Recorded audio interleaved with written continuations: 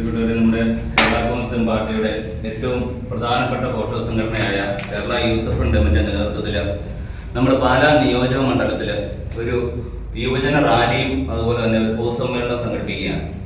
ഈ വരുന്ന ഓഗസ്റ്റ് 9 തീയതി, അതായത് അടുത്ത ശനിയാഴ്ച ഉച്ച കഴിഞ്ഞ് 4 മണിക്ക് നമ്മൾ കൊട്ടാരമറ്റത്ത് നിന്ന് ആരംഭിക്കുന്ന വലിയ ഒരു പ്രകടനത്തോടു കൂടിയ ഒരു പൊതുസമ്മേളനമാണ് ഉദ്ദേശിക്കുന്നത്.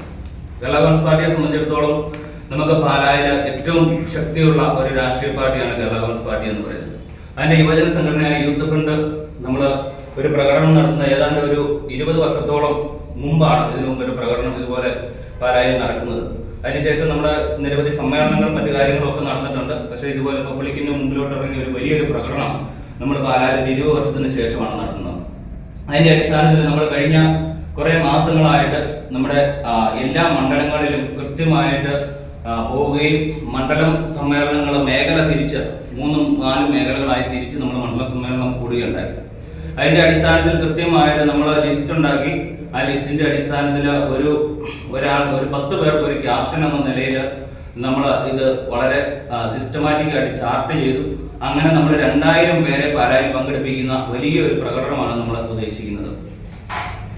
ബാനർ പിടിച്ച് തിരിഞ്ഞ് നിന്നുകൊണ്ട് വളരെ അടുക്കും ചിട്ടയോടുകൂടി വാദ്യമേളങ്ങളുടെ അകമ്പടിയോടുകൂടി നമ്മൾ കുരിശുപള്ളി കവലയിലേക്ക് മെയിൻ റോഡിൽ കൂടെ റാലിയായിട്ട് വരികയാണ്. അപ്പം അതിനുശേഷം കുരിശുപള്ളി കവലയിൽ പ്രത്യേകം സജ്ജമാക്കിയിരിക്കുന്ന സ്റ്റേജിൽ വെച്ച് നമുക്ക് ബഹുമാനപ്പെട്ട party chairman Jose K Mani MP പ്രവർത്തകരെ അഭിവാദ്യം ചെയ്യുന്നതാണ്. അതിനുശേഷം MLA-മാർ ഉൾപ്പെടെ പങ്കെടുക്കുന്ന വലിയ പാർട്ടിയുടെ നേതാക്കന്മാരും പാർട്ടിയുടെ പ്രവർത്തകരും ഉൾപ്പെടെ പങ്കെടുക്കുന്ന വലിയൊരു പൊതുസമ്മേളനം കൂടിയാണ് അവിടെ അറേഞ്ച് ചെയ്തിരിക്കുന്നത്.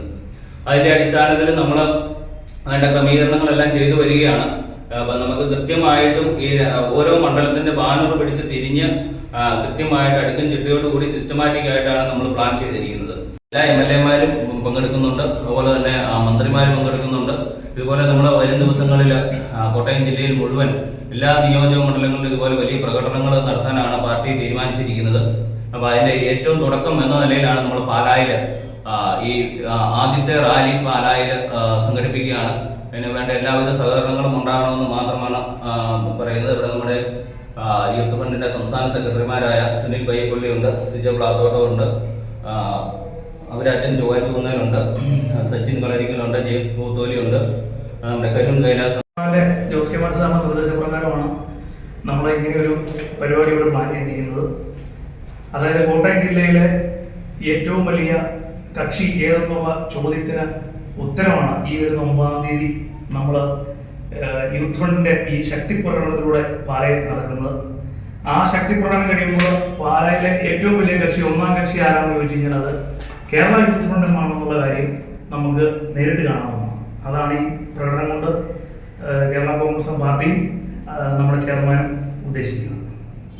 9-ാം തീയതി പാലായിൽ നടക്കുന്നത് ഈ യൂത്ത് ഫ്രണ്ട് റാലിക്ക് ശേഷം നടക്കുന്നത്.